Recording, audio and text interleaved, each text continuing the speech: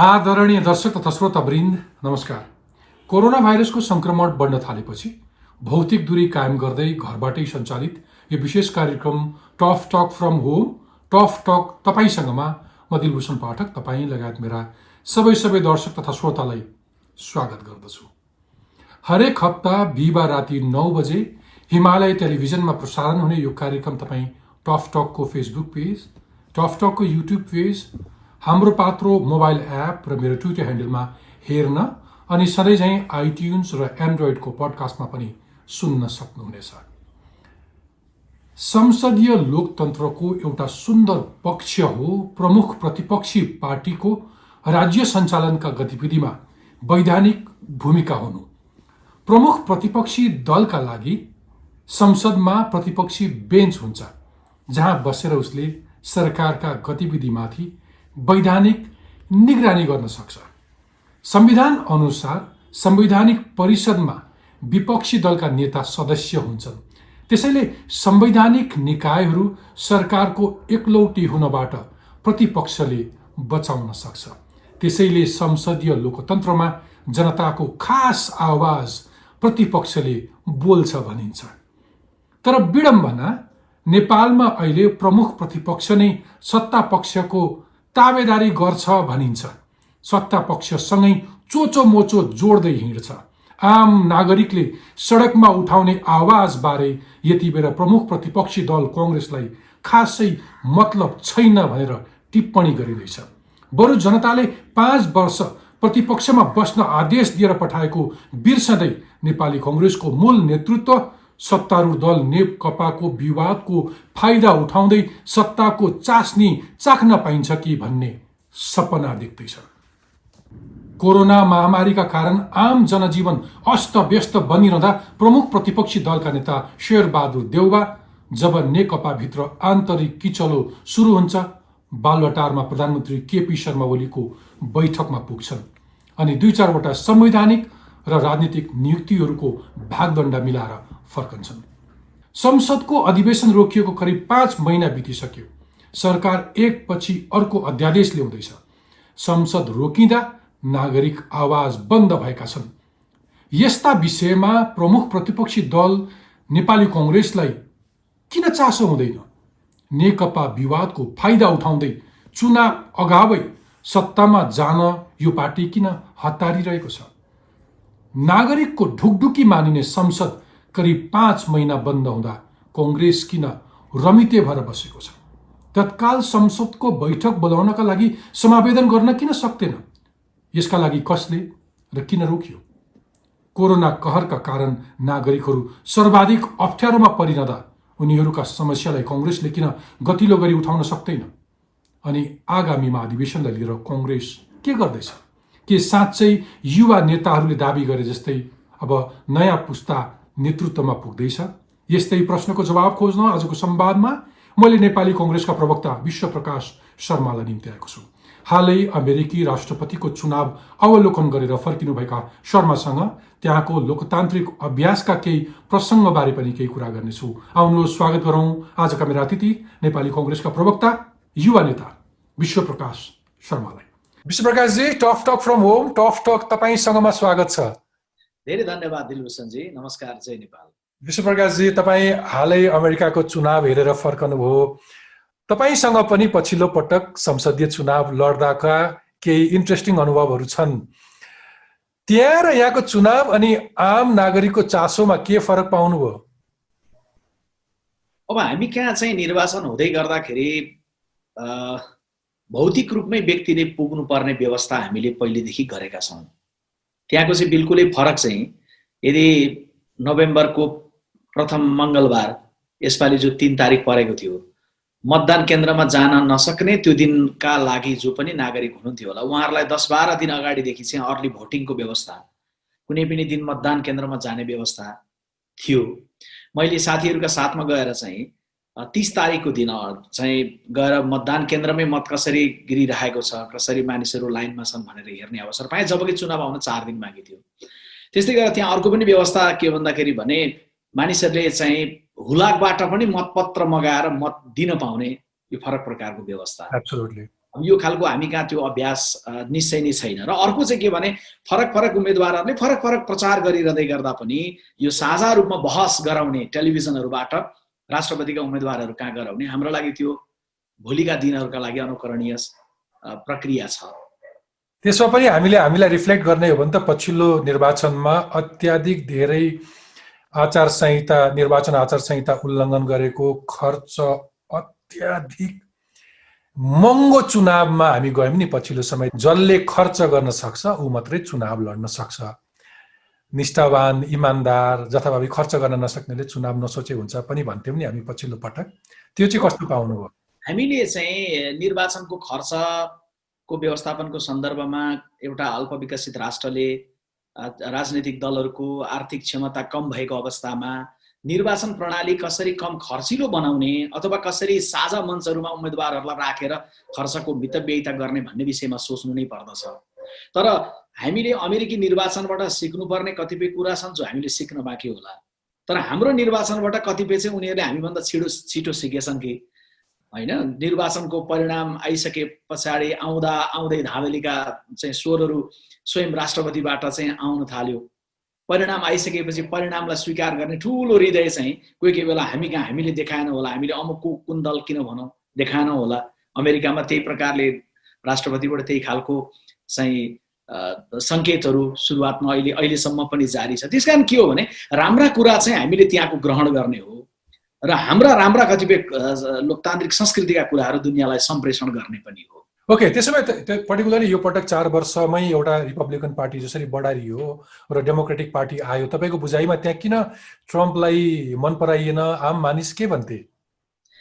खास गरी यो चाहिँ डोनाल्ड ट्रम्पको जुन आगमन भएको थियो पपुलर भोटमा त्यो बेलामा हिलारी क्लिन्टन नै अगाडि हुनुहुन्थ्यो करिब 28-30 लाख मतले। त्यसका बावजुद पनि उहाँहरूको इलेक्टोरल कलेजको जुन सिस्टम छ त्यो सिस्टम बमोजिम ट्रम्प आउनुभयो। त्यो त्यस बेलाको अमेरिकी राजनीतिमा त्यो बेलाको निर्वाचनको पनि अवलोकन भ्रमणमा म जाने अवसर पाएको थिएँ। त्यो अनपेक्षित नै थियो। तर अहिलेको 4 वर्षको बिचमा चाहिँ ट्रम्पको जुन प्रकारको प्रस्तुति रह्यो, जस्तो कि क्लाइमेट चेन्जको सन्दर्भमा अघिल्लो सरकारले जे निर्णय गरेको थियो, पेरिस सम्झौता जे गरेको थियो, सारा संसारको चासो थियो। तर उहाँले के गरिदिनु भयो भन्दा त्यसबाट हात झिकिदिनु भयो ओबामा प्रशासनले गरेको निर्णयबाट। WHO चाहिँ कतिपय कुराहरूमा फरक मत राख्दै गर्दाखेरि जुन अहिले विश्वव्यापी महामारी चलिरहेको छ यो बेलामा सपोर्ट गरेर जानुपर्नेमा उहाँले त्यहाँबाट ब्याक हुनुभयो।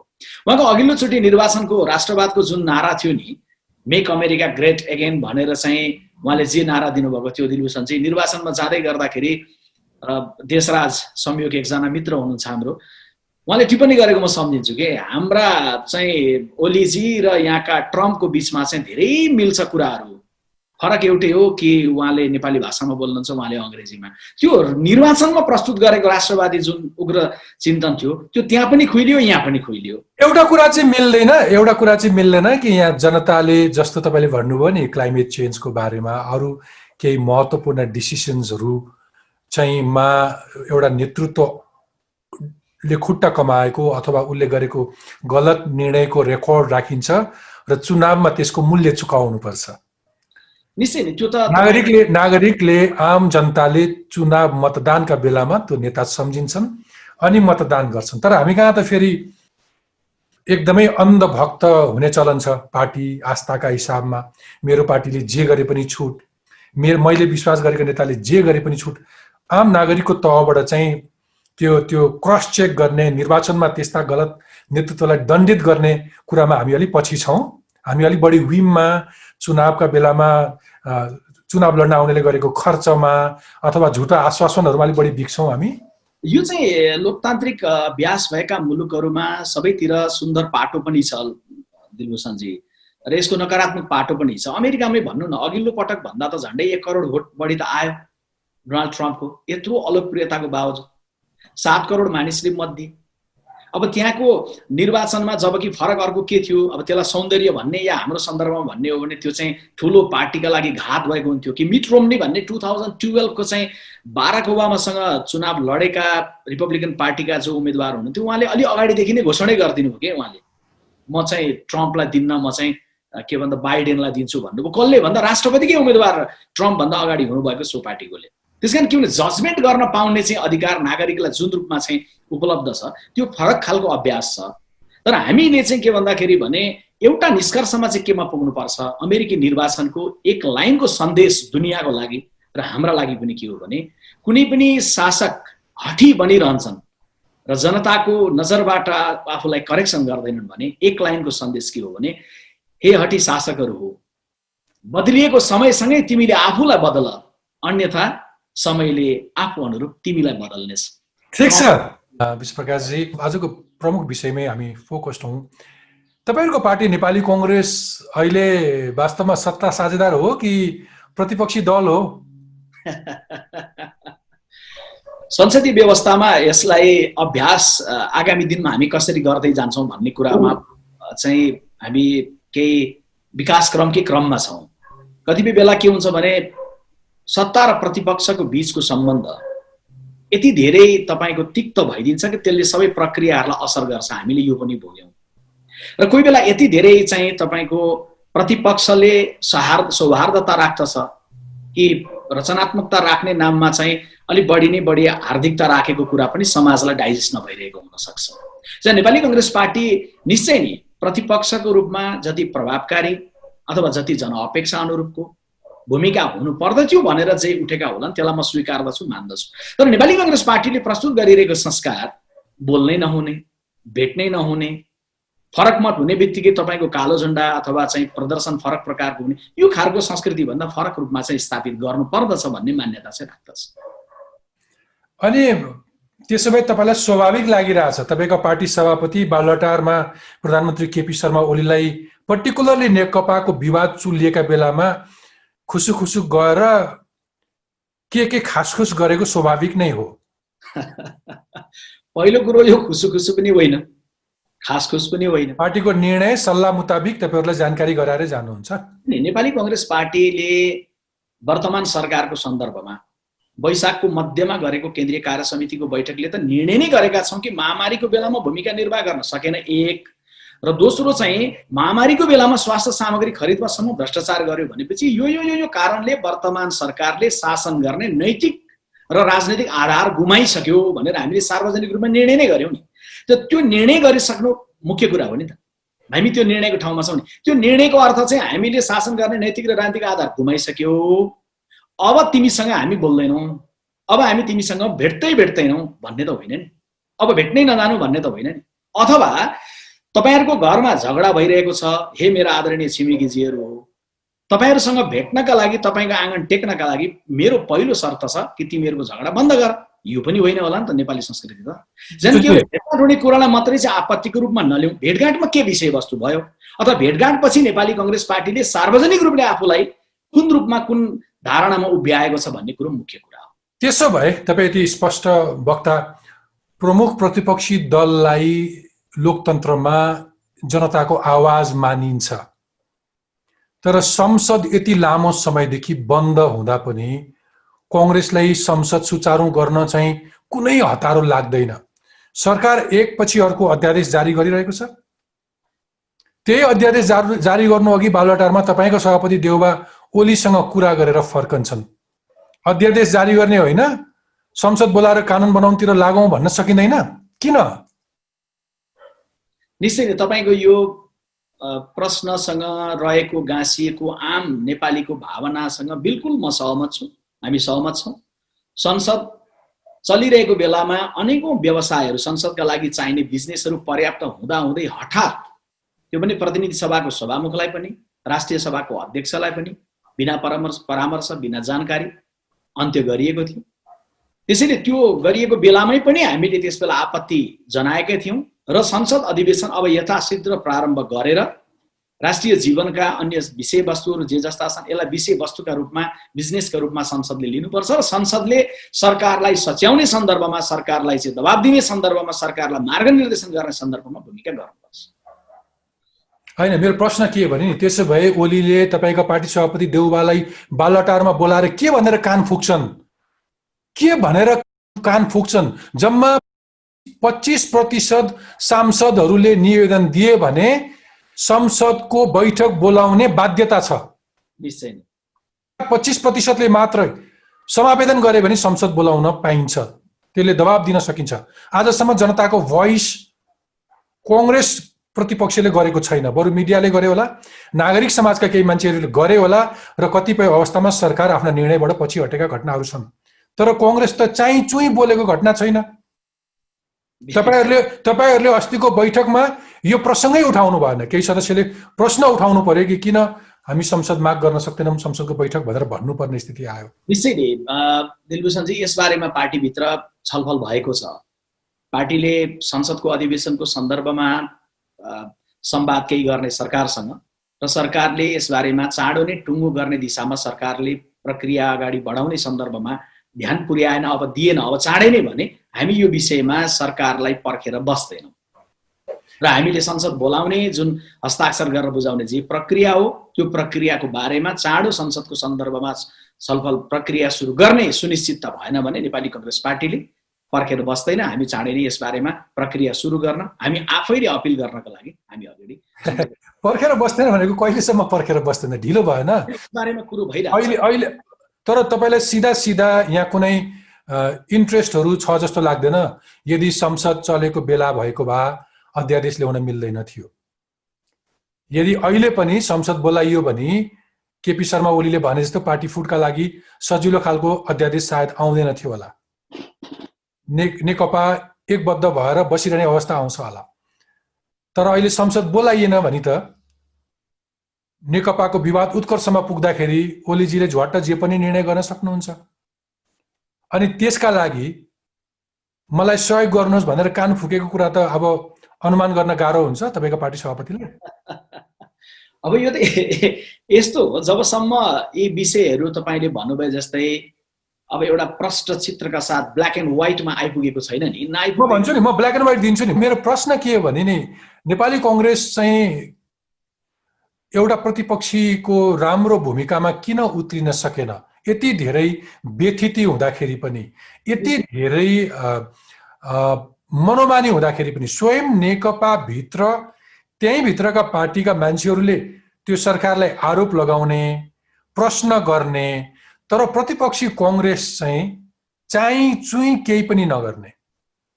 सायद यसको पछिल्लोतिर दुई तीनवटा कारणहरूको थोरै म टिप्पणी गरौँ दिलभूषणजी। तपाईले महत्त्वपूर्ण प्रश्न उठाउनु भएको छ, धेरैले भन्नुभएको छ कि नेपाली कांग्रेस पार्टीलाई जनताले जब 5 वर्षका लागि प्रतिपक्षको रूपमा म्यान्डेट दिएका छन् भने यति धेरै मुद्दाहरू छन्, कांग्रेस संसददेखि सडकसम्म आवश्यक ठाउँहरूमा मोडहरूमा किन प्रभावकारी ढङ्गले कार्य गरिरहेको छैन भनेर।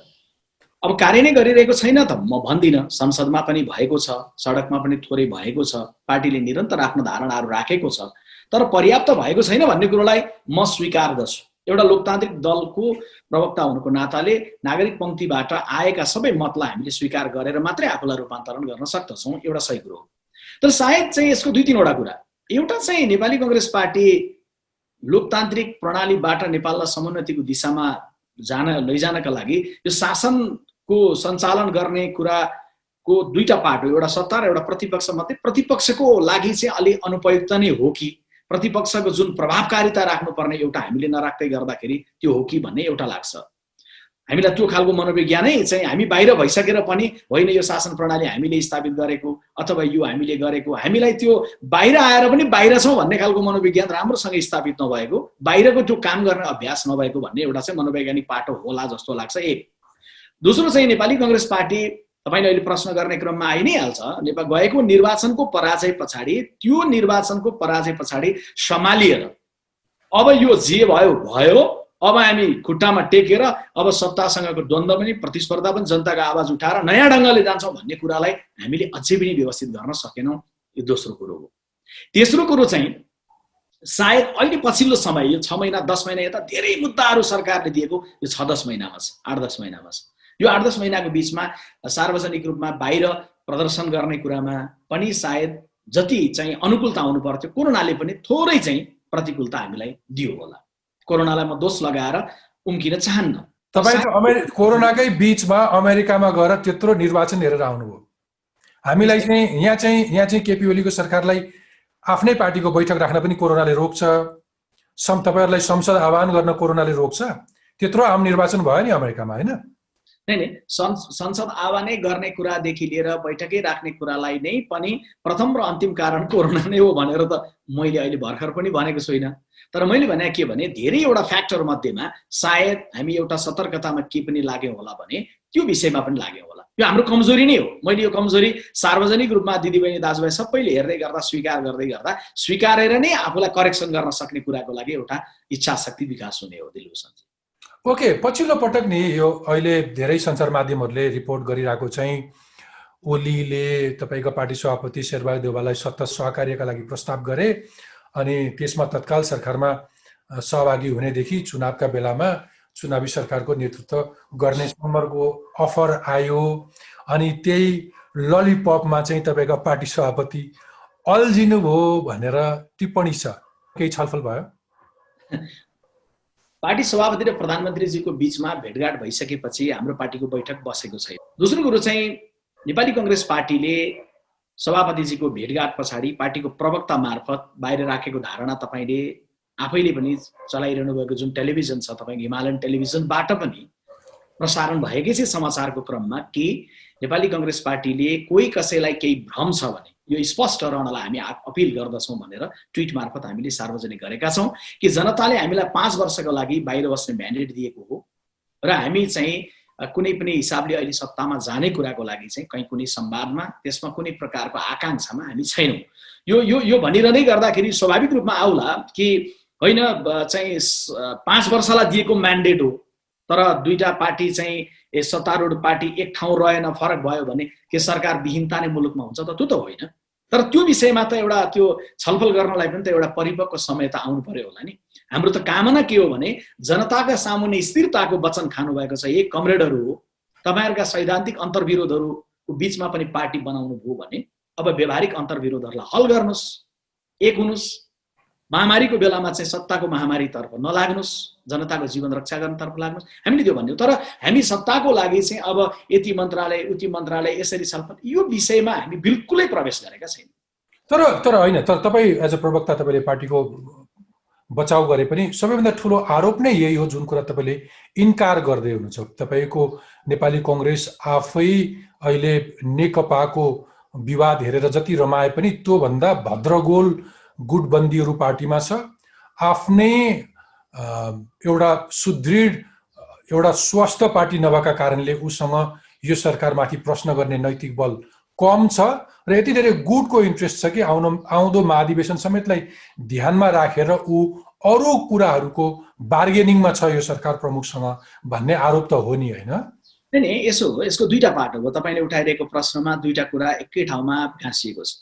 एउटा चाहिँ नेपाली कांग्रेस पार्टीको घरेलु जीवनको व्यवस्थापनको कुरो, दोस्रो चाहिँ त्यो घरेलु जीवन व्यवस्थापन भइरहेको विषयसँग चाहिँ सरकारलाई तपाईले गाँसेको पार्ट हो। सरकारसँगको सम्बन्ध, सरकारसँगको सहमति, सरकारसँगको विमति हाम्रो आफ्नो अलग ठाउँमा छ।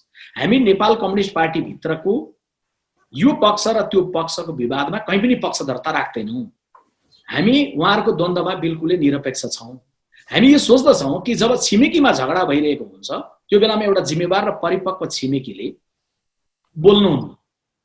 धेरै से धेरै हुँदै गर्दा सुन्नुसम्म एउटा कुरा हो, सुन्नु पनि हुन्न। तर सार्वजनिक रूपमा हुने विषयवस्तुहरु हाम्रो सुन्नमा आउँदै गर्दाखेरि यसमा धेरै टिप्पणी गर्नुहुन्न भन्ने मान्यता हामी राख्दछौं। त्यसकारण यो विषय अलग हो, उहाँहरुको विषयसँग हामी निरपेक्ष छौं।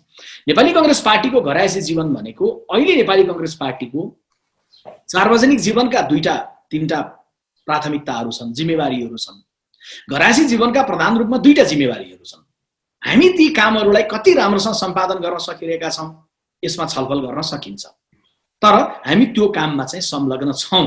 सिंगो पार्टी यो गुट उगुट बन्न सम्पूर्ण रूपमै सार्वजनिक जीवनमा तीनटा राष्ट्रिय राजनीतिको सन्दर्भमा र पार्टी घरेलु राजनीतिको सन्दर्भमा दुईटा कुरामा चाहिँ हामी बढी रूपमा केन्द्रित छौं। ओके, तपाईहरुको आन्तरिक छलफलहरु होला, औपचारिक बैठकहरु नबसे पनि कुनै न कुनै रूपमा कम्युनिकेसन त हुन्छ होला पार्टीमा। पछिल्लो यो सरकारप्रतिको बुझाइ र तपाईहरुको एक्सन प्लान्सहरु केही छ? अब सरकारको सन्दर्भमा चाहिँ दिलभूषणजी जे जस्तो सपनाको उडान गरेर यो सरकारको निर्माण भयो त्यसबाट सारै धेरै ठूलो निराशा चाहिँ समाजमा स्थापित भइसकेको छ। त्यो निराशाको ग्राफलाई नाप्ने कुनै वैज्ञानिक यन्त्र छैन होला, तर तपाईँलाई एउटा सानो यन्त्र म तपाईँलाई उपलब्ध गराउँछु। कतिसम्म चाहिँ ठुलो आकांक्षा सपनाहरू केपी ओलीजीसँग गाँसिएको रहेछ र त्यो सपनाको मोहभङ्ग यति ठुलो भएको रहेछ कि विपक्षी दलको नेताले उहाँलाई भेटिदिँदै गर्दाखेरि पनि सार्वजनिक रूपमा आलोचना भयो, किन भेटेको होला केपी ओलीजीलाई यतिखेर? भेट्न नहुने हो नि बिदा हुन लागेकालाई जोगाइदिन पो लागे कि होइन, यो बेला चाहिँ केपी ओलीसँग संवाद गर्न नहुने भन्नेसम्मको लेभलमा आयो भने चाहिँ सरकारको बारेमा त्यो मनोवैज्ञानिक चित्रले नै बताउँछ। आउँदै गर्दा कस्तो हवाई उडानका साथ सपनाको एउटा रङ्गीन संसारको परिकल्पनाका साथ सिंहदरबारमा गएको र अहिले दृश्य देखिँदै गर्दा भोगिरहेको यथार्थ, भोगिरहेको वर्तमान के भयो? त्यसमा तपाईँहरूको बुझाइ अलिकति पूर्वाग्रही भएको होइन आफ्ना पार्टी सभापतिप्रति? कुन टाइममा कुन पोलिटिसियन्सलाई कुन उद्देश्यका साथ भेटिरहेछन् भन्ने गेस्चर अथवा बडी ल्याङ्ग्वेजले पनि म्याटर गर्छ नि त। यति धेरै व्यथिति भएको बेलामा, कोरोना भाइरसले यति धेरै जनजीवन अवस्था व्यस्त भइरहेको बेलामा, यति धेरै भ्रष्टाचार बढिरहेको बेलामा अथवा नागरिकको तहबाट यो सरकारका बारेमा यति धेरै टिप्पणी भइरहँदाखेरि एउटा प्रतिपक्षीको नेताले संसदको माग गर्दैन, उसले सार्वजनिक रूपमा सरकारका बारेमा कुनै प्रश्न गर्दैन, अनि एउटा निश्चित एउटा असजिलो अवस्थामा कुनै पार्टीको इन्टरनल डिस्प्युट्सहरू बढिरहेको बेलामा कुनै त्यहाँ जानु आफै नै त्यो उपयुक्त समय होइन भनेर त सबै मान्छेले लोकले टिप्पणी गरिरहेको कुरा हो नि। अलिकति टाइमिङ गलत थियो भन्ने कुरा चाहिँ तपाईँको पार्टी कसैलाई पनि त्यो महसुस भएको छैन त्यसो भए? अब यो चाहिँ यस्तो हो, कसैको घरायसी झगडामा यो पक्ष र ऊ पक्ष नलाग्ने भन्ने एउटा पाटो हो, अथवा त्यो घरको घरमूलीले प्राप्त गरेको दायित्व राष्ट्रको लागि जे छ त्यो निर्वाह गर्न नसकिरहेको पाटो सँगैमा गाँसिने कुरा हो। अलि अघि हामीले गरेको निर्णय बमोजिम हामीले राजीनामा शब्द प्रयोग गरेनौँ होला, तर कमरेड केपी ओलीले नेतृत्व गर्नुभएको सरकारले शासन गर्ने नैतिक र राजनैतिक वैधता गुमाइसक्यो है भनेर हामीले निर्णय गरेको हाम्रो वैधानिक निर्णयको विषय हो। तर त्यसको अर्थ हामीले गर्ने भेटघाट र सम्बन्धहरूलाई यो ढङ्गले पनि हामीले चाहिँ नजिर स्थापित गर्न चाहिँ सायद उचित हुँदैन लोकतान्त्रिक शासन प्रणालीको सौन्दर्यको लागि दिलभूषणजी, कि त्यो घरभित्र द्वन्द्व भइरहेको बेला त्यो घरको यो या त्यो पक्षसँग बोलचालै बन्द गर्ने, भेटघाटै गर्न नहुने, अथवा तपाईँसँग भेट्नका लागि मेरो शर्त भनेको होइन। प्रश्न के हो भने तपाईँका पार्टी सभापति तपाईँका पार्टीभित्रका मान्छेसँग कति बोलचाल गरिरहेछन् भन्ने पनि हो। रामचन्द्र पौडेलसँग कति धेरै भेटघाट हुन्छ, बोलचाल हुन्छ, अथवा तपाईँहरूको आन्तरिक लोकतन्त्र अथवा आन्तरिक संवाद नै कति छ? केपी ओलीलाई भेट्नु र संवाद गर्नु आपत्ति होइन, आफ्नो पार्टी पनि रिफ्लेक्ट गर्नुपर्छ। एनिवेज, म अब नेपाली कङ्ग्रेसको यसमा मैले क्लियर गरिहाल्नुपर्छ, किनभने उता केपी ओलीजीसँग चाहिँ भेटघाट र संवाद हो, आफ्नै पार्टीभित्र चाहिँ भइरहेछ कि भन्ने कुरामा तपाईँले प्रश्न उठाएपछि देशभरि हेरिरहनुभएका देश दुनियाँमा सबैलाई आशंका हुन्छ कि काङ्ग्रेसभित्र संवादहीनता पो छ कि। प्रवक्ताको रूपमा मैले क्लियर गर्नै पर्छ। तिहारको भन्दा ठ्याक्कै अगाडि नेपाली कङ्ग्रेस केन्द्रीय कार्य समितिको बैठक बस्यो र बैठकले सबै विषयहरूमा सर्वसम्मतिले निर्णय गर्यो। त्योभन्दा अगाडि, त्यो निर्णयमा पुग्नुभन्दा अगाडि तपाईँलाई जानकारी नै छ, पार्टीका वरिष्ठ नेता रामचन्द्र पौडेलले र केन्द्रीय कार्य समितिका अरू नेताहरूले 27 जनाले 16 वटा बुँदामा उल्लेख भएर केही फरक मतहरू पार्टीमा दर्ता गराउनु भएको थियो। ती विषयमा पार्टी सभापतिजीकै निवासमा 4 दिन जति र केन्द्रीय कार्यालयमा अरू 4-5 दिन जति पार्टी पदाधिकारीहरू, पूर्व पदाधिकारीहरूको छलफल पनि बडा सौहार्दपूर्ण तरिकाले भयो र कम्तीमा त्यसबेला तपाईँले सम्झिनुभयो भने नेपाली कङ्ग्रेस पार्टीको सारा कुराहरूको बिचमा हार्दिकता बनाएर अनि सबै केन्द्रीय सदस्यहरूको PCR परीक्षण गरेर अनि नेगेटिभ आउनुभएका साथीहरूको बैठक सबै बसेर अनि केन्द्रीय कार्य समितिले हार्दिकतापूर्वक निर्णय गरेको छ। ठिक छ, हाम्रा बिचमा विमतिहरू थिए, अहिले पनि छन्, भोलि पनि रहलान् आउलान्, तर त्यसको अर्थ नेपाली काङ्ग्रेस पार्टीभित्र हार्दिकता, संवाद, छलफल, बहस सभापति र वरिष्ठ नेताको बिचमा अरूको बिचमा भइरहेको छैन र हामी चाहिँ के भन्दाखेरि भने सत्तारूढहरूसँग चाहिँ बढी नै गर्नतिर लाग्यौँ कि भन्ने खालको भ्रमबाट चाहिँ हामी मुक्त रहनै पर्छ।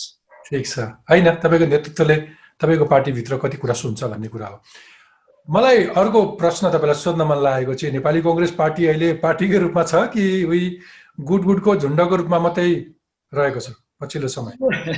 यो यस्तो हो, तपाईँको के हो भने यदि तपाईँले हेर्दै गर्दाखेरि एउटा कुनै पनि मुलुकमा लोकतन्त्र छ कि छैन भनेर हेर्नु पर्यो भने जम्मा एउटा कुरा हेर्नुभयो हुन्छ, त्यो भनेको त्यहाँको प्रेसले फ्रिडमका साथ लेख्न पाएको छ कि छैन लेख्न पाएको छ। त्यहाँको मिडियाले स्वतन्त्र ढङ्गले सरकारको सत्ताको आलोचना गरेर लेख्न पाएको छ भने त्यो एउटै नमुना काफी हुन्छ त्यो देशमा डेमोक्रेसी छ भन्ने कुराको लागि। नम्बर 1।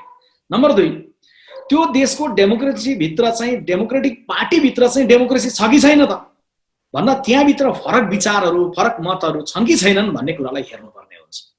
ठिक छ, दलहरूभित्रका फरक मतहरूलाई फरक विचार समूहहरूलाई राम्रोसँग संयोजन गर्न नसकिएको कुरा हामीले स्वीकार्नुपर्छ। तर हामीले परिकल्पना गरेको नेपाली कांग्रेस पार्टी उत्तर कोरियाको कम्युनिस्ट पार्टी जस्तो होइन। उत्तर कोरियामा केवल उत्तरहरू हुन्छन्, प्रश्न हुँदैनन्। तपाईँ यो भन्दै हुनुहुन्छ कि कांग्रेस प्रश्न के हो भने तपाईको पार्टी कति विधिले चलेको छ, तपाईको पार्टी सभापतिले कति विधि सम्मत रूपमा पार्टी चलाएका छन्, पार्टीको पनि विधान हुन्छ नि हैन।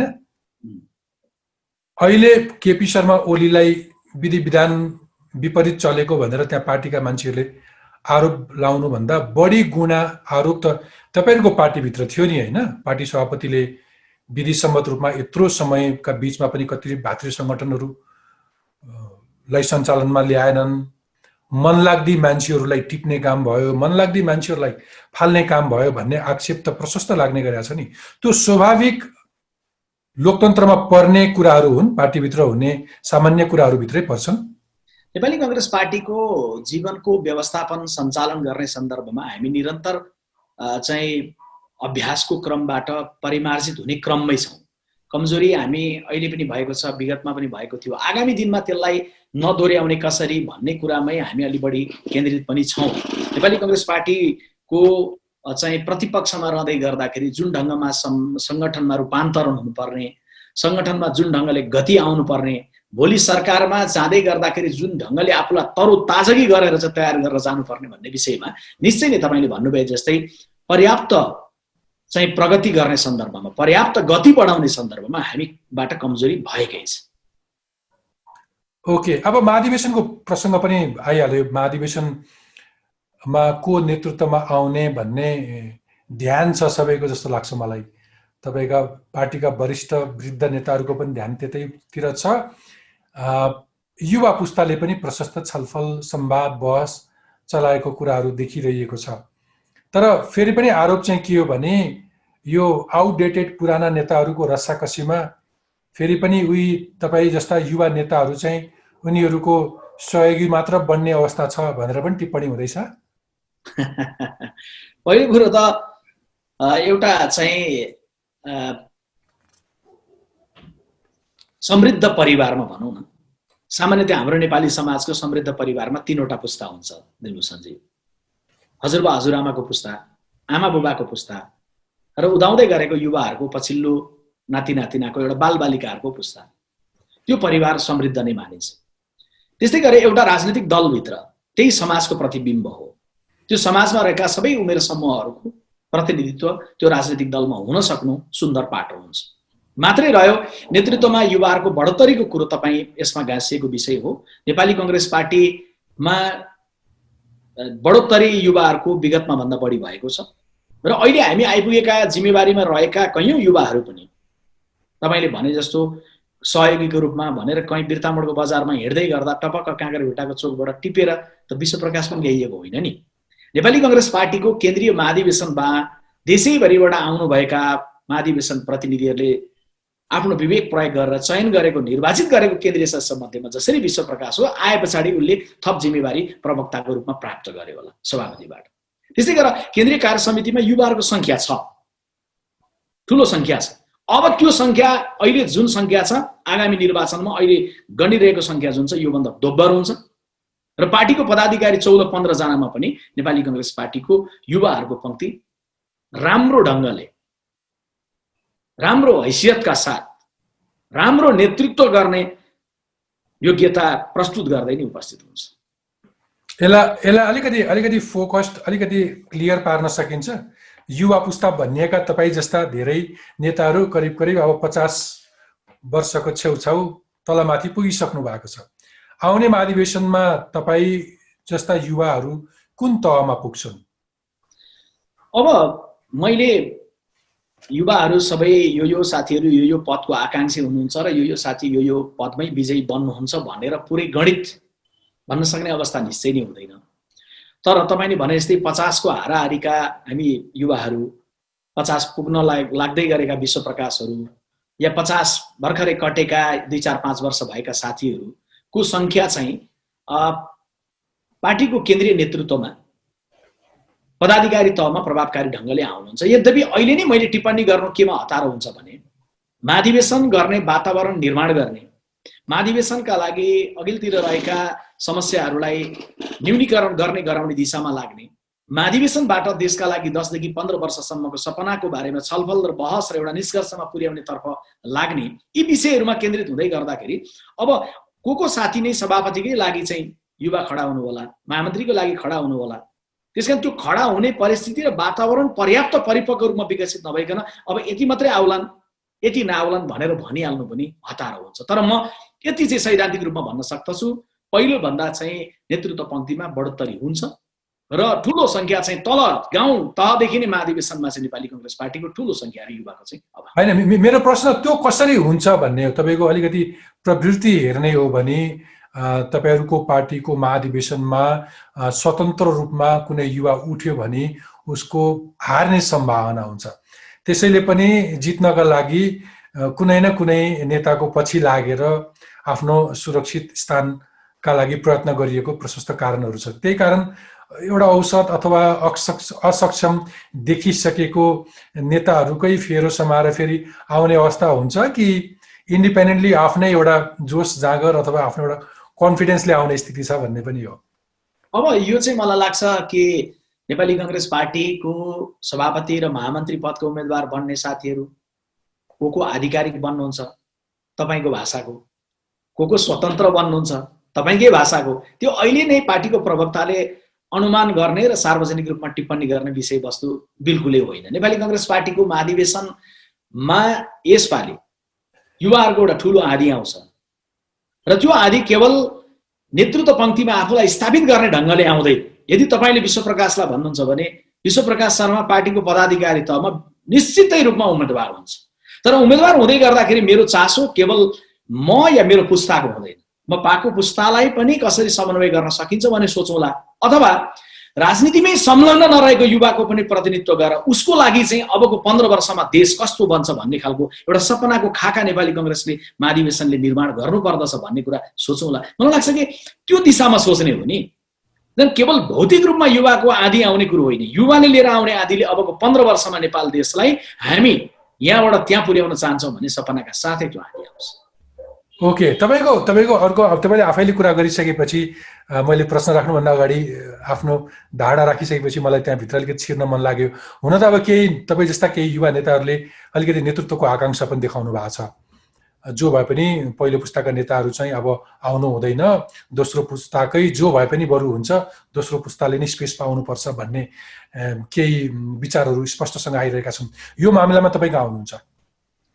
अब यो चाहिँ कस्तो भने मानिलिउँ हामीलाई लाग्छ कि यो अमुक नेताहरूलाई बिदाई गरौँ, ठिक छ, त्यो बारेमा छलफल गर्न सकिन्छ नि।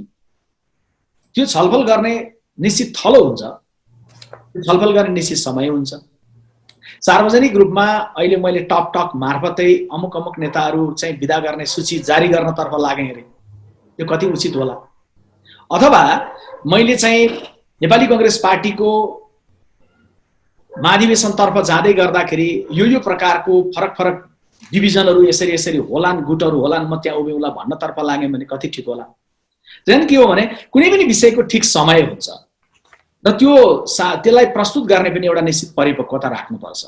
समाजले मूल्याङ्कन गरिरहेको हुन्छ, बौद्धिक क्षेत्रले मूल्याङ्कन गरिरहेको हुन्छ कि कांग्रेसका युवाहरू आफूले प्रश्न उठाउँदै गर्दा उत्तरका साथ कतिको छन् र सँगैमा त्यसलाई कुनै पनि विषयको डिजाइन राख्दै गर्दा त्यसलाई परिपक्व वातावरण र गम्भीर बहस आन्तरिक रूपमा गर्ने कुरामा कति गम्भीर छन्।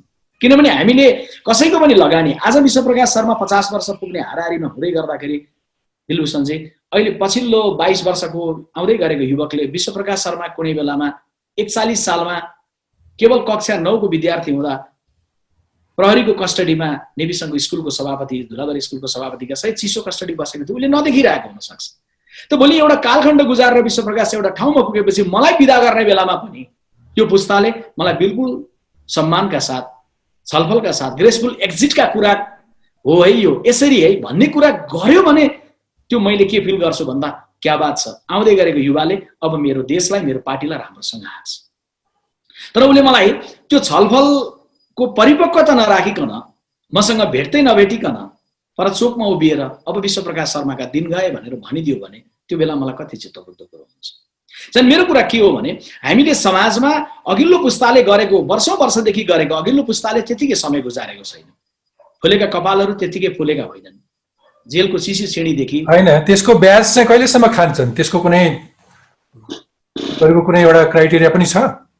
पार्टीमा कहिलेसम्म, कति, कुन उमेरसम्म लडिरहन पाउने भन्ने कुनै त्यस्तो विधि विधान छ त?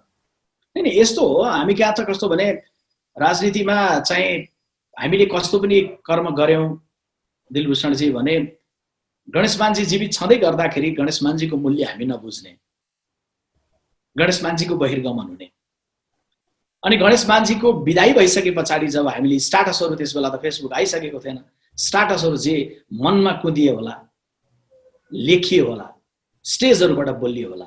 हैन, प्रश्न त्यो भन्दा पनि बेसिकली अब यसमा प्रसङ्ग आइसकेपछि तपाईँ एउटा युवा नेतृत्वमा हुनुहुन्छ, नेपाली कांग्रेसको एउटा गुड पोस्टमा हुनुहुन्छ, यसमा डिबेट गरिरहनु परेन कि यो मुलुकमा 40% भन्दा बढी युवाहरू छन्। नीतिका हिसाबले, तपाईहरुको पार्टीका विधानहरूका हिसाबले कहीँ पनि कुनै पनि रूपमा युवालाई त्यति धेरै प्राथमिकता दिए जस्तो लाग्दैन। प्रश्न के मात्रै हो भने समाजले गर्ने प्रश्न चाहिँ के हो भने अघि तपाईले भने जस्तै कुनै एउटा त्यागको अथवा कुनै इतिहासमा कुनै योगदान पुर्याएका हिसाबमा ऊ कहिलेसम्म अहिलेको पुस्ताको, अहिलेको समयको मनस्थिति अथवा मनोविज्ञान नबुझिकन पनि उसले त्यो ब्याज खान पाइरहन्छ भन्ने आज सबैभन्दा ठुलो प्रश्न त त्यो हो नि। यसको लागि चाहिँ एउटा सिस्टम चाहिँ मैले अलि अगाडि लेखेको थिएँ दिलभूषणजी, करिबन 4-5 वर्ष अगाडि संविधानको, त्यो बेला 5 वर्ष अगाडि संविधान बन्दै गरेको बेलामा लेखेको, कान्तिपुर दैनिकमा लेखेको लेखभित्रको एउटा परिच्छेदमा के थियो भने 1 2 3 4 एउटा सिस्टम बनाऊ। त्यो 1 2 3 4 भन्दै गर्दा 1 भनेको राष्ट्रपति जो बन्नुहुन्छ केवल एक पटक, 2 भनेको प्रधानमन्त्री जो बन्नु होला केवल 2 पटक, कति वर्ष कति महिना बन्नुहुन्छ 2 पटक शपथ ग्रहण सक्यो, तेस्रो शपथ ग्रहण कसैको हुँदैन प्रधानमन्त्रीमा।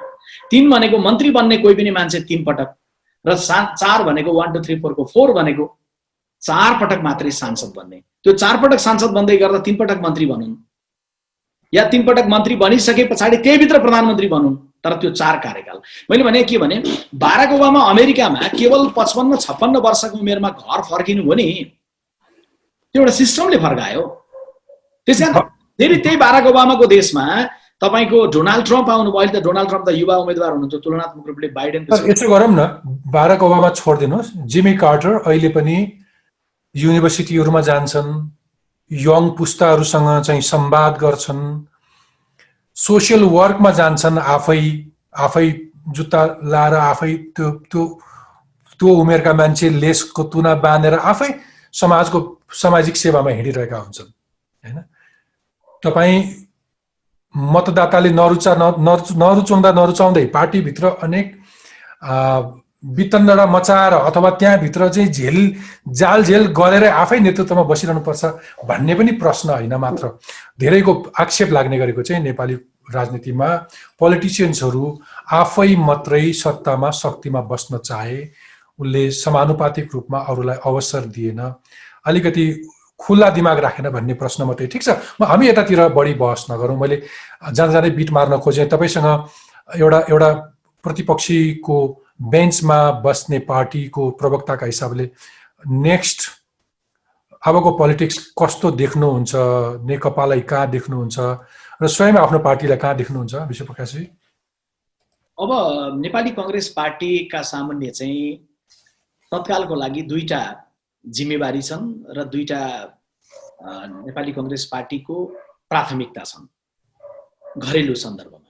एउटा चाहिँ नेपाली कांग्रेस पार्टीको महाधिवेशनलाई महामारीको बावजुद पनि सम्पन्न गर्ने। यो फागुनमा हुन गाह्रो हुँदै गएको छ, निर्णय भइसकेको छैन, निर्णय पक्कै केन्द्रीय कार्य समितिले गर्ला, फागुनमा गर्न नसक्ने निष्कर्षमा पुगेपछि जेठमा पुर्याउने गरी जेठमा सम्पन्न गर्ने एउटा। तर महाधिवेशन सम्पन्न गर्न जाँदै गर्दा सँगैमा पार्टीको प्राथमिकता र पार्टीको जिम्मेवारी के हो भन्दा महाधिवेशनबाट के, महाधिवेशन पछिको 15 वर्ष अघि मैले भने त्यो कुरामा नेपाली कांग्रेस पार्टीले देशका लागि जनताका लागि सम्प्रेषण गर्ने एउटा नवीन सपना जुन बीपी कोइरालाले 15 वर्षभित्रमा हरेक नेपालीलाई म यहाँबाट त्यहाँ पुर्याउँछु भन्नुभयो भने कांग्रेसको महाधिवेशनबाट हामी एउटा दस्तावेजमा जानुपर्छ भन्ने विषय यो कांग्रेसको आन्तरिक जीवनको प्राथमिकता र जिम्मेवारीको विषय हो। अर्को चाहिँ नेपाली कांग्रेस पार्टी राष्ट्रिय राजनीतिको सन्दर्भमा के हो भने जुन समग्र समीक्षा गरिरहेका छौँ यो राष्ट्रिय राजनीतिको सन्दर्भमा तीनटा कार्यभारमा हामी एक अधिनायकवादी चिन्तन राखिरहेको कम्युनिस्ट पार्टीलाई बाट लोकतान्त्रिक संविधानको रक्षा गर्ने दिशातर्फ आफूले बलियो भएर चाहिँ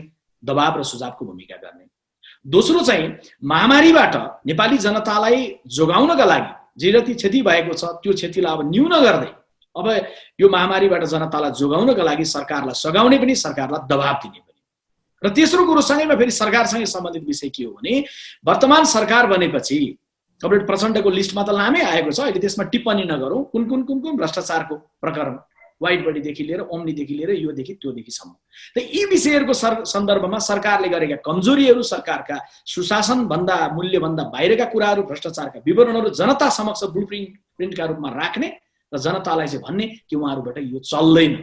त्यसैले यो सबै कुरामा नेपाली कांग्रेस सामेल हुँदै गर्दा एक लाइनमा दुईटै कुरालाई सारमा लिएर आउँदै भन्दै गर्दा कांग्रेसले अहिले आफूलाई तीव्रतर ढङ्गले महाधिवेशन सँगसँगै रूपान्तरण गर्ने र अबको देश चलाउन जाँदै गर्दा कम्युनिस्टबाट भएन है भनेर पुग्दैन, कम्युनिस्टबाट भएन है भन्दै गर्दा त्यसो भए के हो कांग्रेसले चाहिँ कसरी हामी गर्छौं त भन्ने कुराको डिजाइनका साथ नेपाली कांग्रेस अगाडि आउने। त्यति मात्र हो? तपाईले बाँकी कुरा नबुझेको कि मलाई नभन्नु भएको?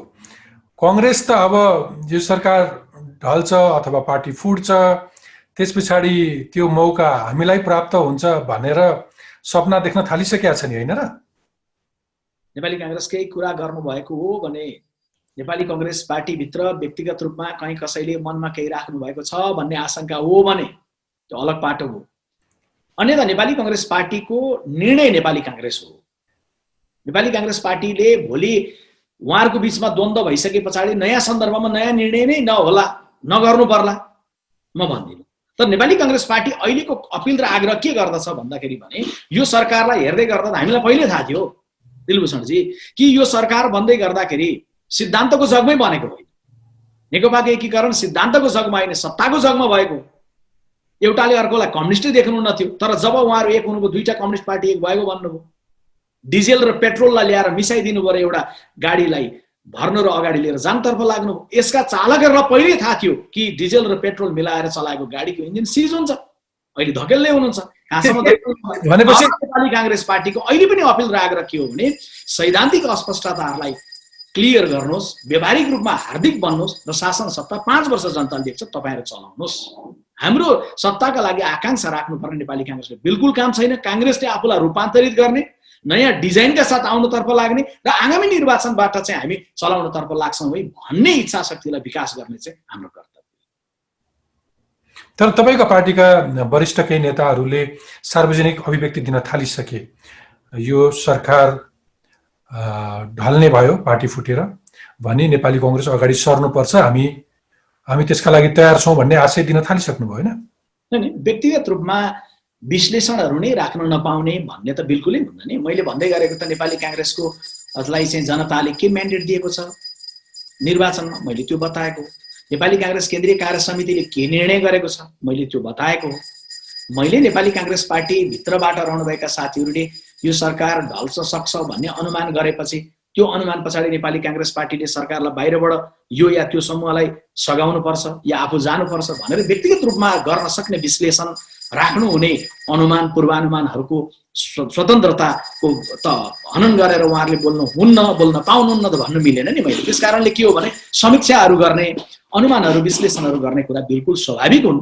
तर नेपाली कांग्रेस पार्टीले आम जनताको चाहना र अपेक्षा, धेरै पार्टी पंक्तिको चाहना र अपेक्षा, मुलुकको तत्कालीन वस्तुगत अवस्थाले जे माग गर्दछ त्यो बमोजिम नै नेपाली कांग्रेसले विधिवत रूपमा केन्द्रीय कार्य समितिको बैठक बसेरै हामी निर्णय गर्न जान्छौँ। यो संस्थागत परिपाटी हामीले स्थापित गरेका छौँ। 2.5-3 वर्ष यता हेर्नुभयो भने हरेक महत्त्वपूर्ण निर्णय हामीले केन्द्रीय कार्य समितिको बैठकबाटै गरेका छौँ। यो विषयमा पनि त्यस्तो केही आइहाल्यो नआओस्, त्यस्तो अवस्था त्यस्तो नौबत नआओस्, तर केही आइहाल्यो भने के गर्ने भन्ने सन्दर्भमा हामी केन्द्रीय कार्य समितिको बैठकबाटै निर्णय गर्छौँ। जाँदा अन्तिम प्रश्न, तपाईले कुनै अनुमान गर्न सक्नुहुन्छ कि तपाईले अब पार्टीले सरकारलाई प्रेसर दिन्छ अथवा पार्लियामेन्टलाई हामी अलिकति फङ्सनेबल बनाउँछौँ, हाम्रो उपस्थिति संसदमा हुनेछ भन्ने त्यस्तो केही छ?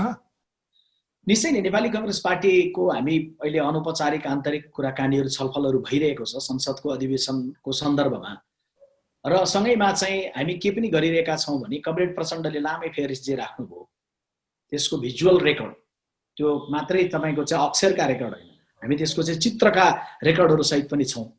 कमरेड केपी ओलीले जे जवाब दिनुभयो, थप जवाब के दिनु होला, उहाँहरूको भोलि हार्दिकता होला, उहाँहरूको बिचमा एकता होला।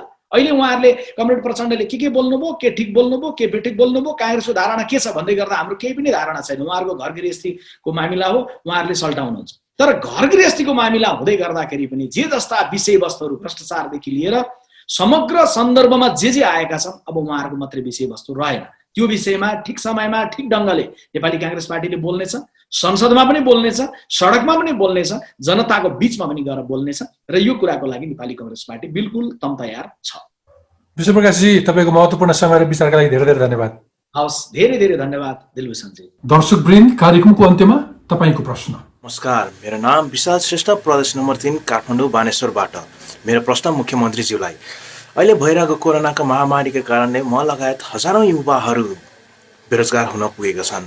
बेरोजगारका कारण हामी युवाहरू विदेश सुनिनै पर्ने हो कि या सरकारले हामी युवाहरूको लागि भनेर केही योजना ल्याउनु भएको छ? नमस्कार, मेरो नाम अस्मिता, म विराटनगर मोरङबाट, र मेरो प्रश्न रहेको छ शिक्षा मन्त्रीज्यूलाई। जुन अहिलेको हाम्रो यो कोभिड-19 को अवस्थामा चाहिँ शिक्षामा ठुलो असर परिरहेको हामीलाई सबैलाई थाहा छ, र ठुला सहरमा भएका राम्रा निजी विद्यालयले मात्रै अहिलेको यो नयाँ पद्धति अनलाइन सिस्टमबाट पढाइराख्नु भएको छ, र त्यसबाहेकका सम्पूर्ण शिक्षामा चाहिँ ठुलो असर परिरहेको छ, र हाम्रो शिक्षा मन्त्रीज्यूले चाहिँ यसको बारेमा के योजना बनाउनु भएको छ? नमस्ते, म अस्मिता पराजुली, लुम्बिनी प्रदेश पाल्पाबाट। मेरो प्रश्न मुख्यमन्त्रीज्यूलाई, अहिलेको अवस्थामा हेर्ने हो भने प्रदेशको जिम्मेवारी भन्दा पनि मुख्यमन्त्रीज्यू पार्टीगत विषयवस्तुमा बढी केन्द्रित भएको जस्तो देखिन्छ। कोरोना महामारीको कारणले पनि प्रदेशका लगभग सबै विकास निर्माणका कार्यहरू अलमलमा छन्, अलपत्रमा छन्। यस्तो अवस्थामा मुख्यमन्त्रीज्यूले प्रदेशको आर्थिक सामाजिक पाटो सँगसँगै विकास निर्माणका कार्यहरूलाई कसरी लैजान सकिन्छ भन्ने विषयवस्तुमा केन्द्रित हुनुपर्ने होइन र? अबदेखि टकमा तपाईँ आफै पनि प्रश्न राख्न सक्नुहुनेछ। सरकारमा बस्ने हुन् वा प्रशासन चलाउने, सार्वजनिक ओहदामा बस्ने हुन् वा समाजमा जिम्मेवार मानिएका व्यक्ति, तपाईँ जसलाई पनि प्रश्न गर्न सक्नुहुनेछ। उत्तर नआउन पनि सक्छ, तर प्रश्नको प्रभाव अनेक किसिमले परिरहेकै हुन्छ। त्यसैले आजै आफ्नो मोबाइल उठाउनुहोस्, क्यामेरा अन गर्नुहोस्, नाम र ठेगाना भन्नुहोस्, र कसलाई के प्रश्न हो आधा मिनटभित्रमा सोध्नुहोस् र हामीलाई पठाउनुहोस्। हामी सबैभन्दा उत्कृष्ट प्रश्नहरूलाई कार्यक्रममा समावेश गर्नेछौँ। हवस् त, अर्को हप्ता यसरी नै भेटौँला। कार्यक्रमका बारेमा टकको युट्युब पेजमा आफ्नो प्रतिक्रिया लेख्न नभुल्नुहोला। स्वस्थ रहनुहोस्, सुरक्षित रहनुहोस्। आजलाई बिदा दिनुहोस्। नमस्ते, शुभरात्रि।